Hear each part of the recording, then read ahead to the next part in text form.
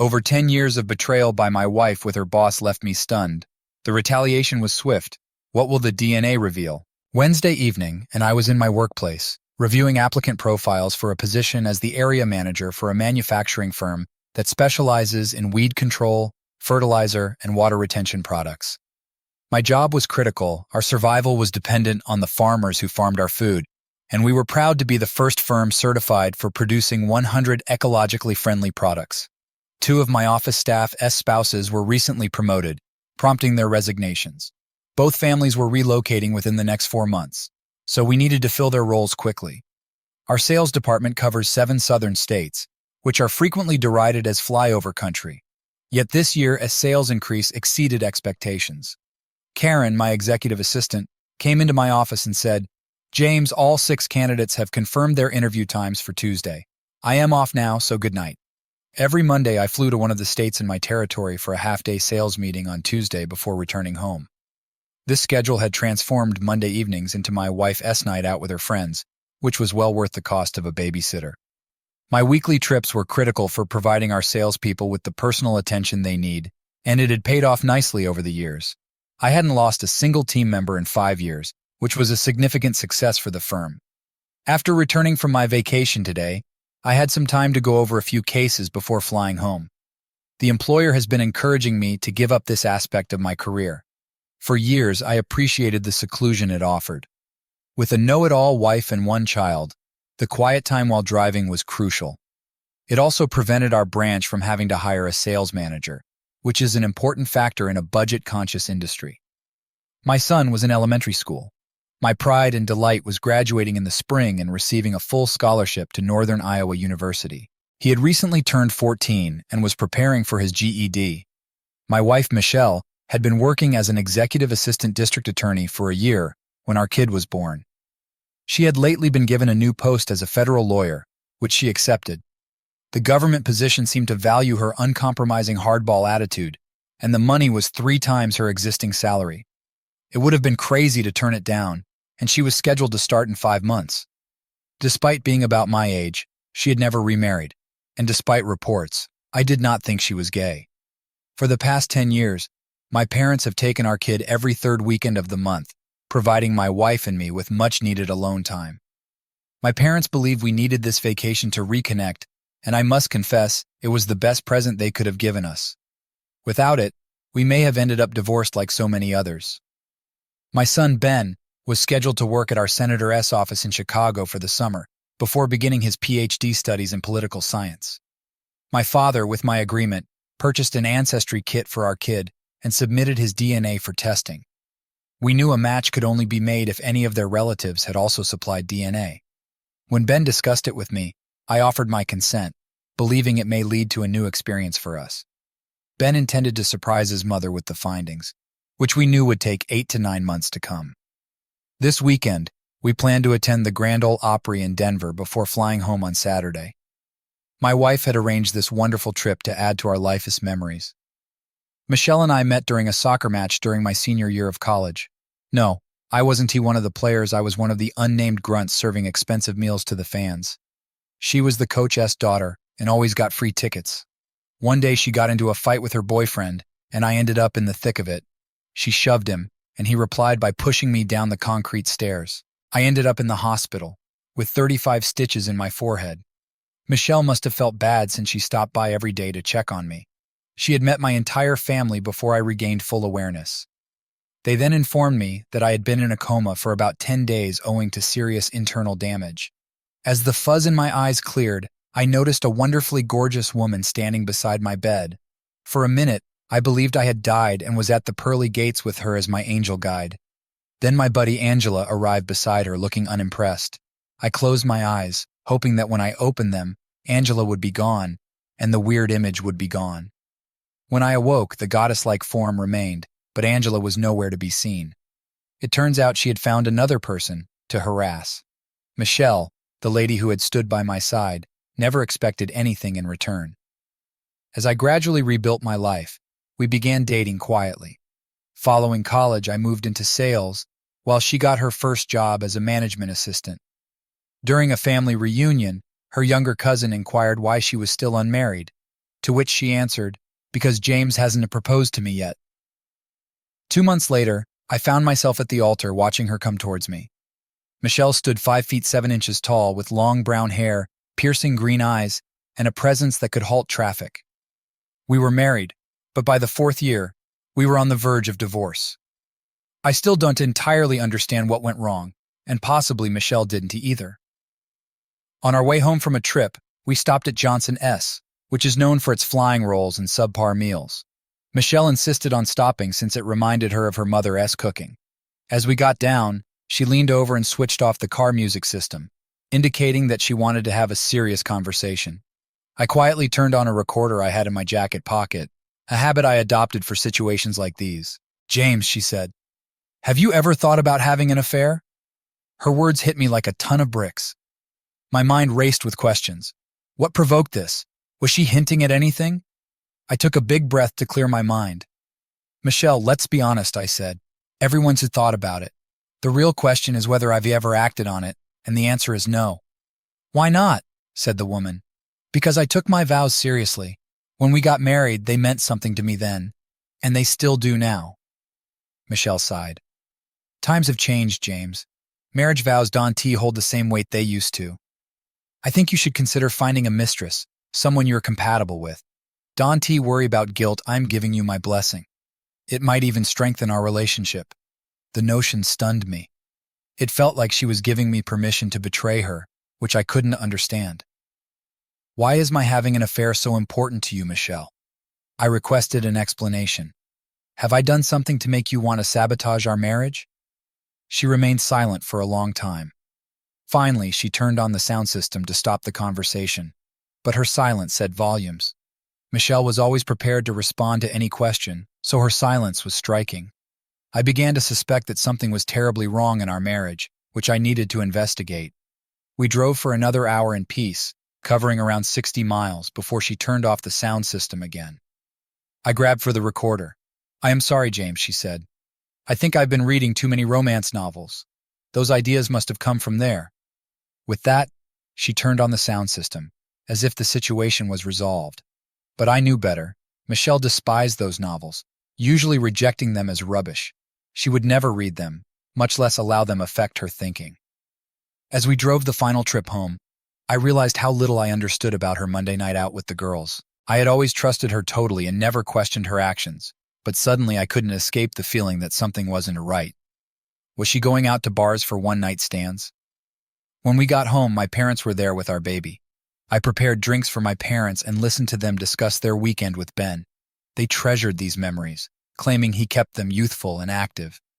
They stayed for almost an hour before leaving, and I led them to their car, my mind still whirling from our chat with Michelle. "James," whispered my dad, "when would be a good time for us to have a private conversation at your office tomorrow?" "I've got interviews all day," I told him. "How about we meet in 2 hours? Whatever's going on, I am here for you," Dad said quietly. "It's not about your mom and me, it's about Michelle and your son, and I can say more because Michelle is watching us." "Okay, Dad, I'll drop by after work and we'll figure it out in an hour," I stated loudly enough for Michelle to hear through the window. After watching my folks drive away, I walked inside, got my vehicle keys, and tossed my tools in the trunk. "Hi, honey," I said. "I need to stop by Dad's tomorrow to help him with something, so I might be a little late." "I heard you from the window," Michelle said. "Don't worry, we can have dinner later." The next day, my parents came on time and were escorted into my office. We sat down to wait for the coffee to be brought in. Karen locked the door behind her as soon as it came. "James," my father began, "I owe you an apology for that silly prank with the DNA test. They found a match for Ben. He has a paternal grandmother who's been searching for her son and his descendants. He gave me an ancestry form with the woman's name and phone number." I was astonished. Dad saw my reaction and realized how profoundly the news had touched me. "Dad, I don't think this is a mistake," I remarked. "Let's see what we can figure out." I phoned the number and engaged the recording feature on the office phone. I wanted to ensure that the exchange was documented. The phone rang twice before anyone answered. "My name is James Brown, and I am looking for Mrs. Susan Green regarding a DNA match found through Ancestry," I told her. "May I speak to her, please?" "You're speaking to her," the lady said. "How can I help you?" "It's complicated," I explained. "In short, my son is your grandson. You mean Ben Brown? She questioned. Yes, that is correct, I confirmed. Then you might know my son, who I had to give up for adoption when I was 17, she explained. I might if I knew his name, I said. He was adopted by a family named Johnson, and his middle name was Michael Scott, Mrs. Green recounted. My face became pale, and my parents' eyes welled up with tears since we were so familiar with the name. He is alive and well, I stated. He is now a district attorney in Dallas County, Texas. He is also my wife's boss. He has never been married, and now I think I know why. He is my only child, she said. I have stage 4 lung cancer and Don TT have long to live. Would you allow your son Ben to visit me before I pass? If you can afford it, I'll gladly pay for the ticket. I'd like to meet him and give him my inheritance. Mrs. Green, given the circumstances, I'll let you make arrangements with my parents. Since you're only a state away, they can bring him for a special weekend visit so you can get to know him, I answered. I wouldn't let my son go on a trip like that alone. Is there anything else you need? Get me a notarized statement authorizing my attorney to conduct a DNA test, she replied. Given the value of Ben S. inheritance, he needs to confirm he is who we believe he is before altering my will. Understood. I'll pass this on to my father, I told him. He can work out the details and get directions to you. I rose up, exited the office, and handed Karen my personal recording recorder. Transcribe and notarize both my conversation and the phone call. I'll need them for the divorce proceedings. Should I handle the DNA test authorization? Karen inquired, knowing that when the recorder was turned on, she should listen discreetly, a procedure that had previously settled several problems. Yes, I said, but we need to keep this secret for a few weeks. I want to find out what my soon-to-be ex-wife does on Mondays. I walked into my assistant S office and said, David, I need to speak with you and your wife as soon as possible. I'm going to need your help with a personal matter. David immediately sensed the seriousness of my request. She'll be off duty soon, he announced. I'll text her and she'll come right over. I went to my office and made preparations. David and his wife would use my home key to pack Ben S. things and depart the following Tuesday. I would get him up from school and leave him off at their house at 3:00. As I led my parents to the exit, David's wife came. I instructed her to go to his office and ID join them shortly. Karen had previously transcribed the tapes using current technology. I gave copies to David and Sarah to read, recommending they begin with the conversation between my wife and myself. I gave Karen the documentation my father had supplied so she could make duplicates for my attorney's file, making sure everything was in order. Sarah and David had known Michelle and me for many years, and today's discoveries hit them hard. Sarah and Michelle grew raised in the same neighborhood. Even though they weren't very close, they knew everything about one another. Sarah was taken aback when she discovered the previously unknown truth. Do you think there's any chance they're still lovers after all these years, she said? Or was it one of those situations they got into and then realized their mistake?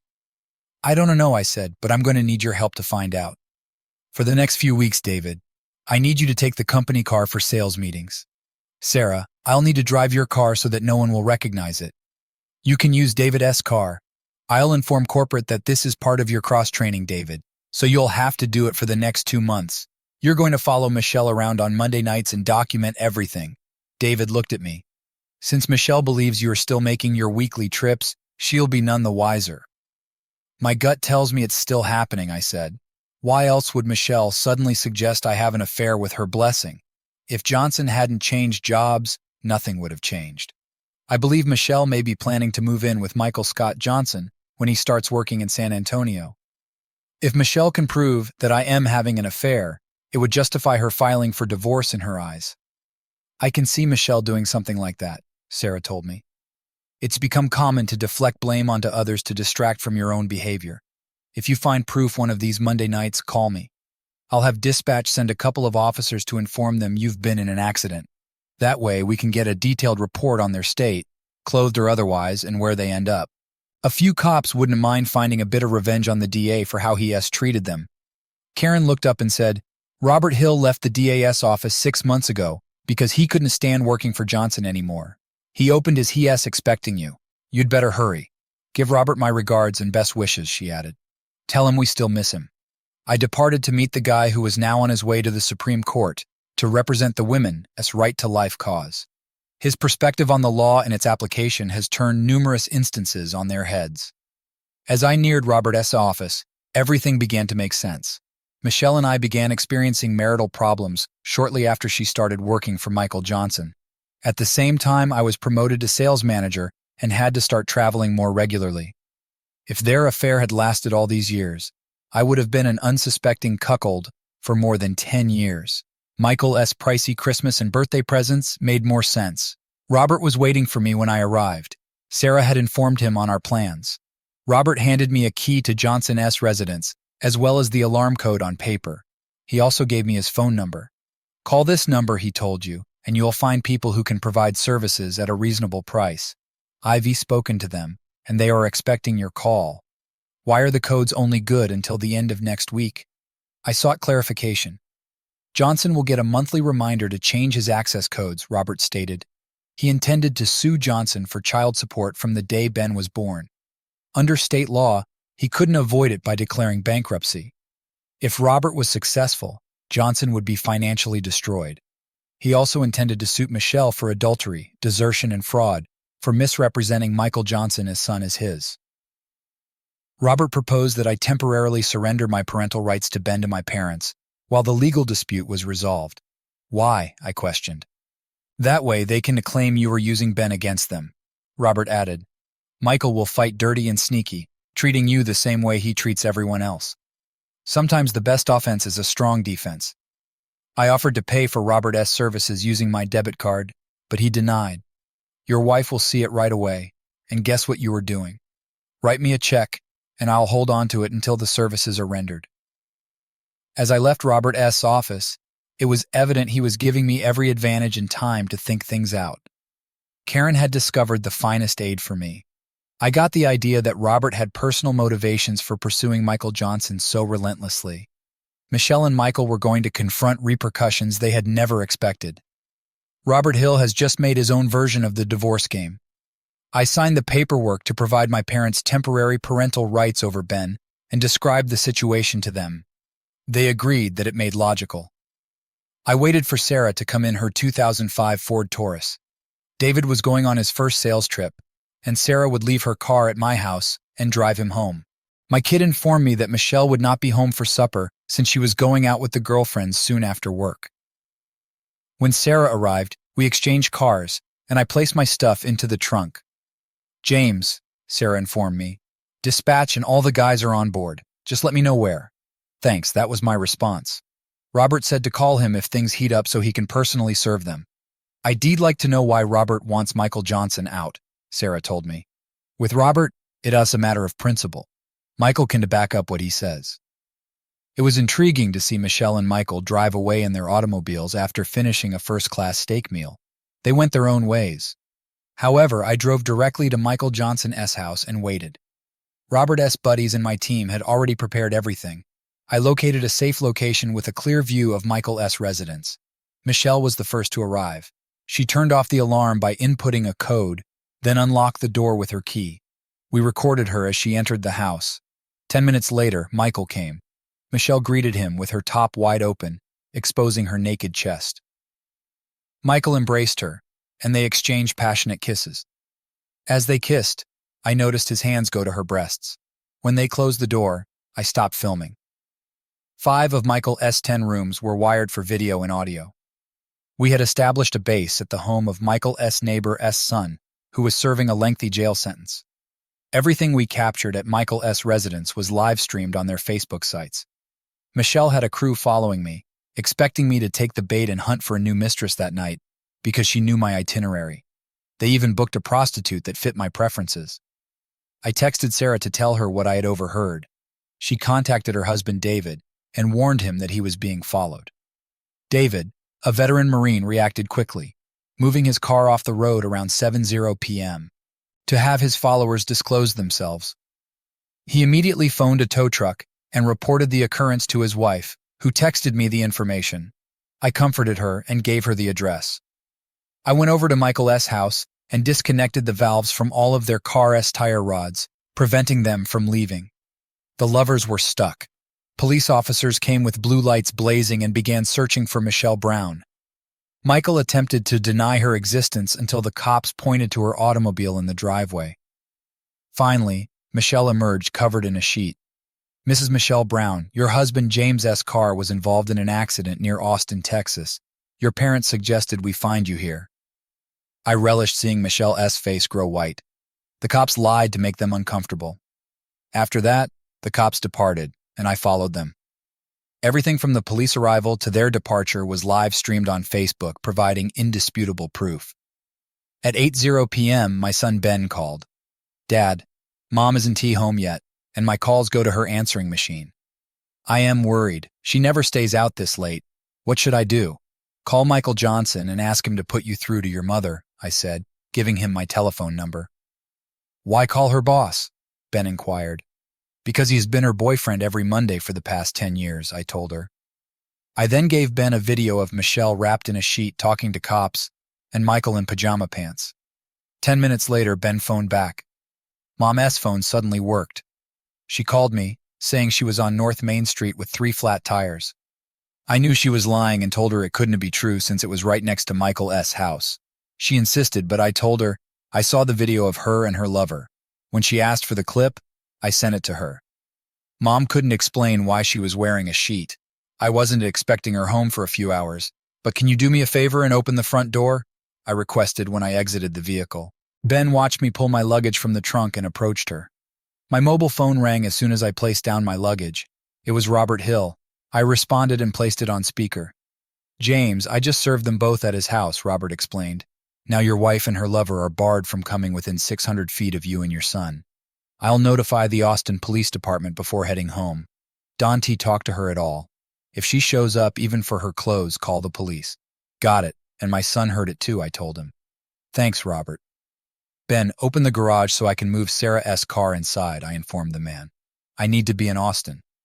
As we ended, Ben said, Is that why the locksmith came at 5:00 to change the locks? Yes, it was a last-minute decision, I answered. I had Kathy order it since it was becoming clear things would go as planned. What prompted this? Ben was asking. The DNA test your grandfather sent to Ancestry. They matched with Ben. He told me about it at work on Wednesday. When I contacted the woman, it turned out your mother's boss is her son, whom she gave up for adoption when she was 17. Ben became enraged, and I held him until he calmed down. Then we walked into the kitchen and talked softly. I played a tape of a discussion his mother and I had on our way home from Denver. Listening to his mother's remarks was illuminating. Why does Mom want you to have an affair, Dad? Ben was asking. To offset the consequences of her actions if they were discovered, I explained. It's ironic that her assumption led to the truth. A soft knock interrupted us. Because I wasn't meant to be home, Ben said. A police officer informed us that they had stopped Michelle's taxi and warned her against breaking a court order. Ben and I spoke about everything late into the night, concluding that Michelle should have been a writer given her talent for narrative. I still can believe Mom had an affair with the same man for over 10 years, Ben added, his voice full of amazement. How did we not notice that? It was simple, I said. You were young, and I was a sales manager who traveled to different states for meetings every week. Out of trust in our marriage, I saw no reason not to give your mom my blessing for her weekly girls' night out. We all trusted her, Benjamin said. That's what blinded us to what was actually going on. I sat astonished. I would not have seen it except my kid pointed it out. Michelle had leveraged our faith in her to prolong her affair without repercussions. Ben noticed the tears welling up in my eyes and remarked, That's what hurts the most. It's not the cheating or lying. It is the fact that she used our trust and beliefs about her to keep the only relationship that mattered to her alive. If your mother could do that to someone she claimed to love, I continued, imagine what she'll do to us now that she hates us for exposing her. Ben stood up and made us both a new cup of coffee. A SMS notification appeared on my phone as dawn was breaking. It's from your mom, I said. She wants to talk to me as soon as possible, saying we have family issues to discuss before I return from my trip. How are you going to respond? Ben said, his voice filled with concern. Don't worry, I responded. I'll tell her to go ahead and laugh at the big dumbass behind my back with Michael. She can still move to San Antonio with him, but not with our son, Ben told me, surprised. Your mother doesn't need me anymore, I stated. My usefulness to her has run out. She wanted me to have an affair so she could use it against me in divorce court. She never thought she'd get caught after all this time. Hearing the brutal reality in my words must have been terrible for Ben. Few people can face stark reality without becoming defensive. Most lash out, calling the truth teller names because the truth hurts, but they eventually accept it. I rose up and cradled my kid in my arms as he began crying again. We were able to settle down before we heard Ben stir. I switched on the kitchen TV to watch the local morning news, like I normally do. Soon he was eating breakfast and astonished to find me at home. We were all surprised when an image of my wife showed on the screen. My son cranked up the volume, wondering. I felt sorry for him as he overheard Michael and Michelle saying how foolish I was. Michelle simply stated, "That fool is such an idiot, he doesn't notice anything going on around him."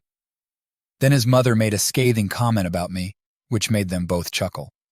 The reporter interrupted adding, "I don't think they are laughing anymore."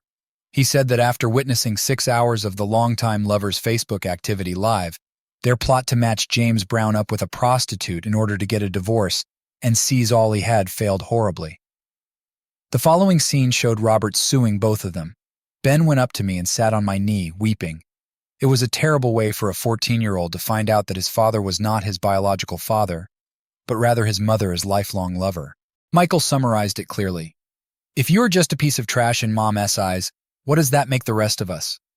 I helped Ben calm down and explain what had transpired since we returned from Denver. I phoned the school to request that they be excused on Tuesday and Wednesday to provide them time to acclimate. Ben remarked, "Dad, the chief of police is coming." That drew our attention, and we turned up the volume again. It was stated that Michelle Brown and Michael Johnson, our current district attorney, would face criminal charges. A task team was being formed to investigate. I reflected on how public exposure frequently drives people to confront acts they tolerate privately. Hypocrisy pervades our culture every day. After breakfast and cleanup, I gathered my kid around the table. I handed him a copy of the letter my father got.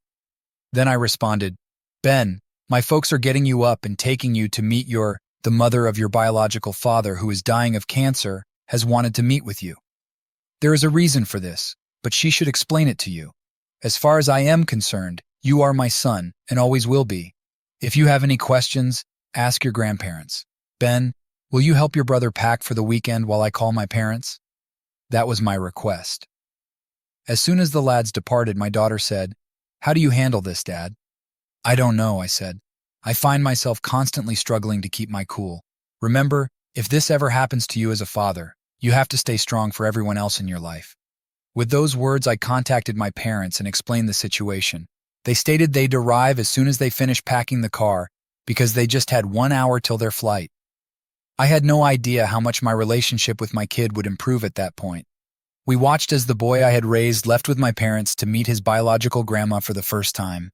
I prayed that everything would go well and that he would return with the same affection he had always shown. The district attorney's office seemed like a morgue. Michelle Brown went shopping for new clothing after her car was towed and its tires fixed. Meanwhile, Michael Johnson reviewed the case brought against him. Despite the lack of a direct DNA sample, they were able to link him biologically, making it impossible for him to deny his ancestry. The workers now understood the truth about their connection and their long-term romance. This revelation, along with the secret facts about Ben Brown's history, was creating a political nightmare. The statute had enlarged the definition of fraud to include the failure to disclose all important information, prompting Robert to initiate a civil claim against both Michelle and Michael. It was evident they had been scamming me for many years. All of the lawyers Robert consulted predicted that James Brown and Robert Hill would win. Most lawyers had heard about Robert's courtroom prowess, and none wanted to challenge him. By the time he presented his case, most defenses were rendered ineffective. Their actions was exposed on Facebook, and their apparent attempt to destroy an honest guy for personal benefit made front-page headlines.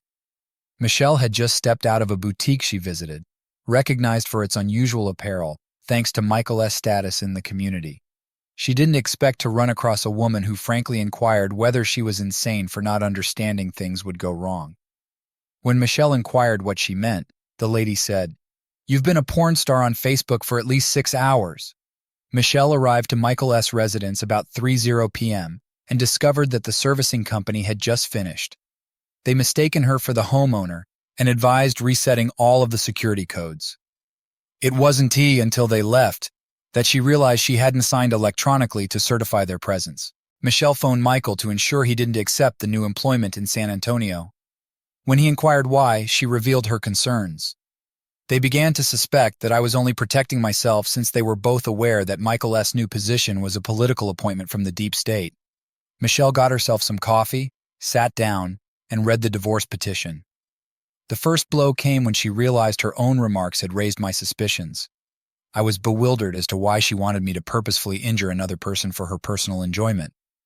My parents had told me about the DNA match, which established Ben's genuine origins and gave irrefutable evidence of Michelle's infidelity.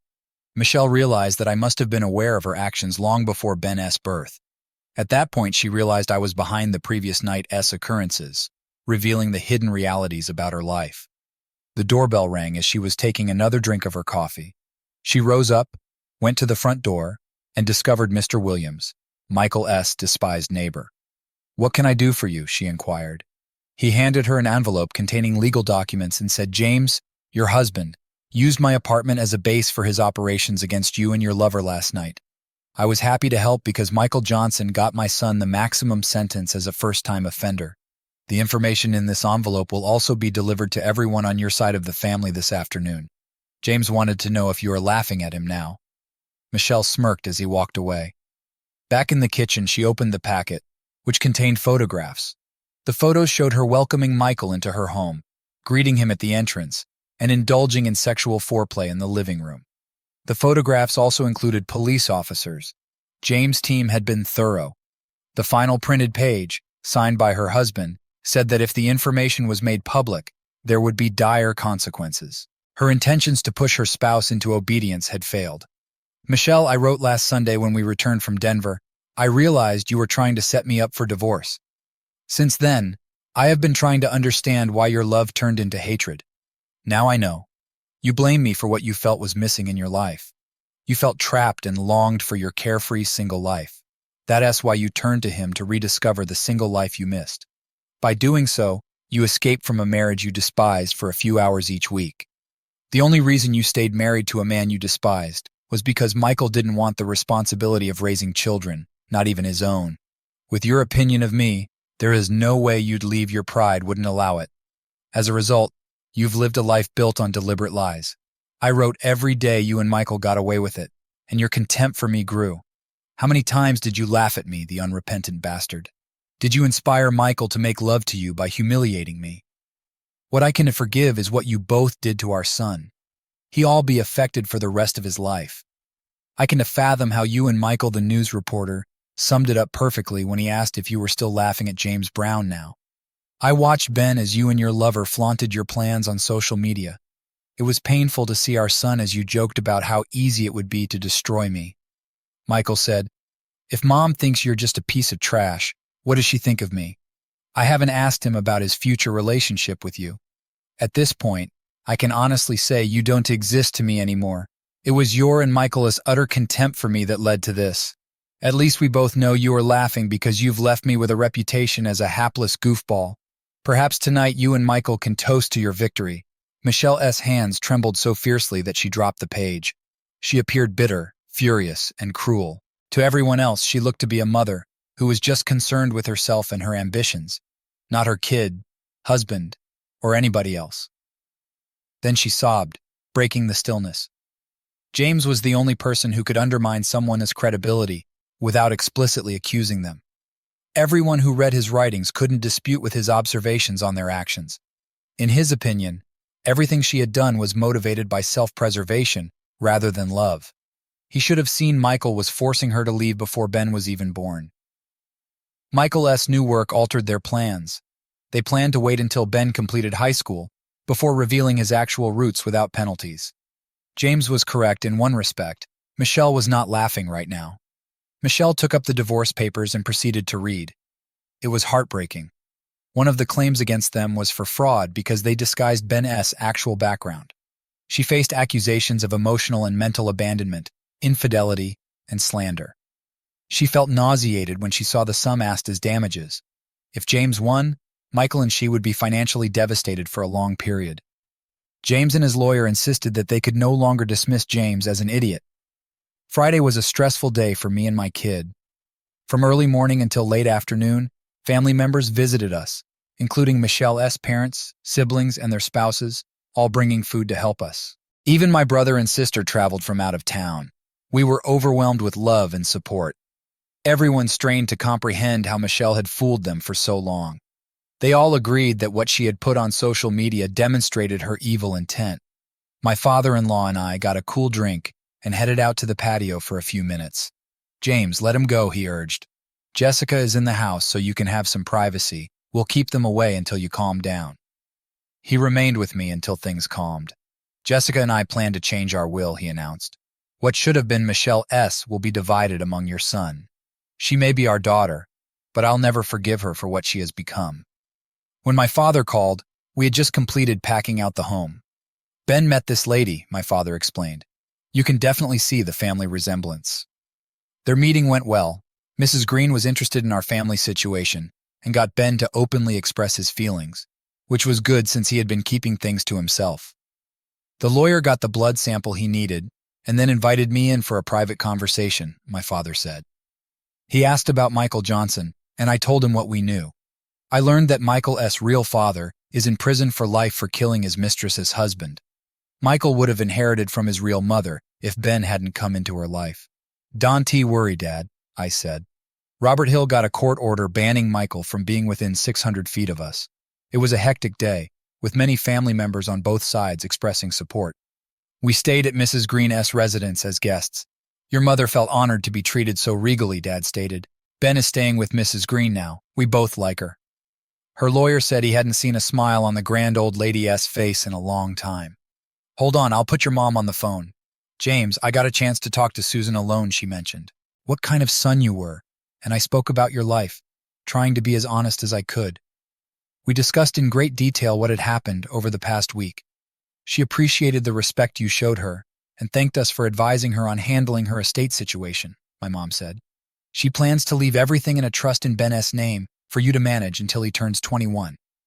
Text me when you leave so I can be there when you bring him home," I added before I disconnected. I emailed Ben, "We all miss you," and quickly messaged Dad. We finally had time to get things organized before David and Sarah arrived in my car. I apologized to Sarah for not returning the item sooner. "The police chief sees a chance to take down Michael Johnson," Sarah told me. "He and Robert are collaborating, and Robert has provided some questionable items for the investigators." When I returned, the personnel appeared dismal and disturbed. David elaborated. I told them in general terms that some of us were aware of what was happening most of the week and helped where we could. "It has been an emotional roller coaster since Monday night. The kid is still struggling, so I am taking Wednesday off too," I reported. "Have you heard anything about Michelle?" Sarah inquired. "Not since Monday night," I responded. "Michael and she are probably busy with their own lives, making it clear how they feel about us. My son phoned me early Friday morning to see if he and his grandparents might come home late on Wednesday. I offered my blessing provided her grandparents approved. She thanked me for making her go. "Why?" I questioned her. "Mrs. Green made me realize it wasn't my fault that Mom's infidelity brought me into the world," Ben told me. "She made Daddy understand that we were all innocent victims and didn't deserve what Mom and Michael's behavior brought upon us." "I love you, Daddy," she remarked before calling it a night. On Wednesday night, Ben and I watched as my parents drove into our driveway. They appeared anxious and exhausted. When Ben stepped out of the car, he jumped into my arms. It was good to have my son home. His father unlocked the trunk and brought in his bag, which Ben carried straight to his bedroom. The three of them then walked to the family room to catch up, while my parents and I went to the kitchen for some fresh coffee. My parents gave me their impressions of Mrs. Susan Green. When we left, she was calm, my father claimed. Meeting Ben and having him accept Mrs. Green was important to her. Mom took out an envelope of legal paperwork from her handbag and handed it to me. "This was given to me by her lawyer per Susan's instructions," she continued. I opened it and discovered a $60,000 check and a brief note. The lovely woman thanked me for granting her wish and told me that she had already outlived her life expectancy before I reached her. The DNA verified the biological relationship. "Ben is a beautiful boy, and you've raised him well. Use the resources I have given you to get through this difficult time, and don't forget your values." I handed it to my parents to read. It was difficult to accept that we may have honored a dying woman's desire. Over a cup of coffee, I narrated everything that had transpired throughout their journey. I informed them that everything was emotionally behind us as a family, and that we would resume our usual lives tomorrow. The remainder of the week went nicely. Michelle attempted to reach Ben via phone, but was advised not to call again. Corporate headquarters was overjoyed that I was no longer leading sales meetings and started seeking for a new sales manager. For the first time in 7 years, I was sitting in my office going over the month's sales figures when Karen poked her head through the door saying, "It hit the fan." I looked up and asked, "What now?" "I received a letter informing me that your latest letter to Michelle was published on a Northern Iowa newspaper website," Karen explained. I visited the website and discovered the speak out part. Karen moved over to my desk and began reading over my shoulder. She was weeping toward the end. "I wrote it when I was emotionally upset," I stated. "Maybe I was too harsh." "No," Karen told me. "You just coldly and bluntly stated what her long-term behavior shows. Either one of them could have come clean. Michael got the benefit of a long-term relationship without the cost." "That's what I thought," you replied. "It is rare for the community to see the real cost of someone's behavior on a family in such a public way.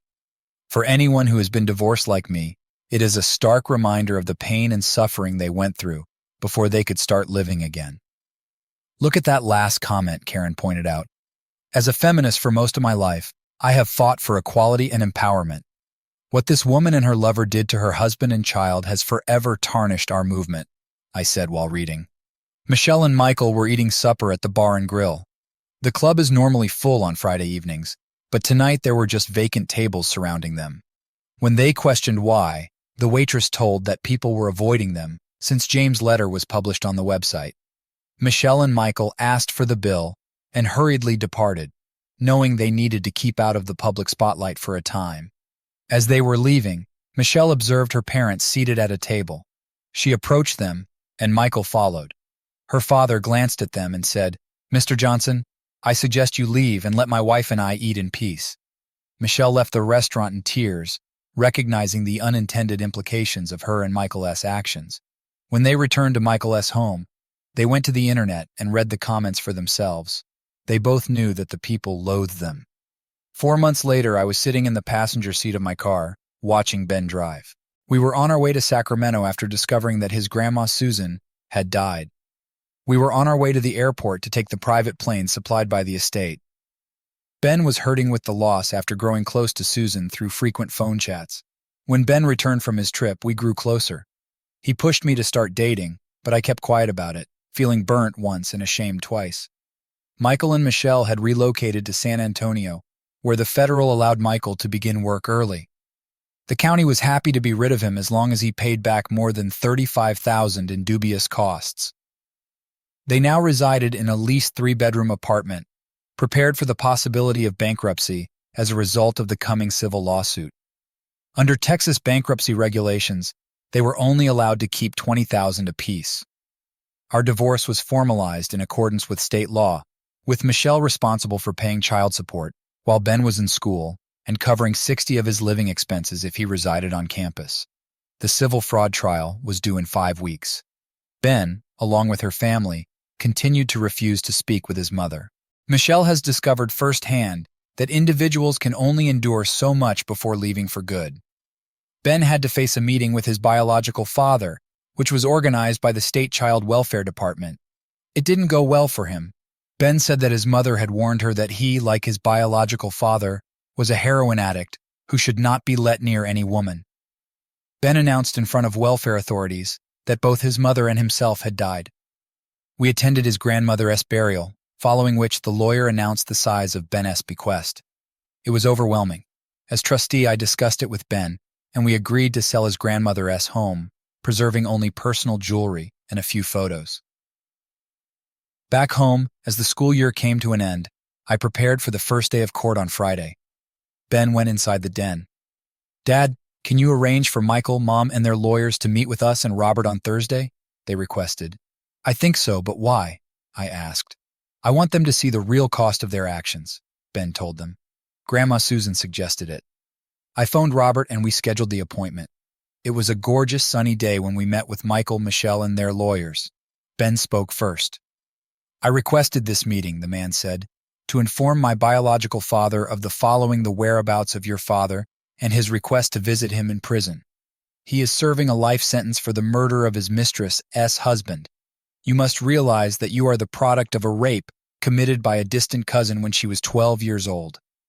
Ben gave him an envelope that had his name on the front. I enjoyed Michael and Michelle's surprised looks. You both should know that my biological grandmother left me over $90 million in trust for my father, James Brown, until I turned 21. It would have been yours, Michael, if she hadn't discovered me, Ben said me. When my grandmother discovered how I was conceived and what happened, her morals and standards changed, and she disinherited you. Robert, my trust will pay my father's legal bills. Michael and Mom, you can try to reconcile before we go to court, because if we have to, we'll go all the way to the Supreme Court.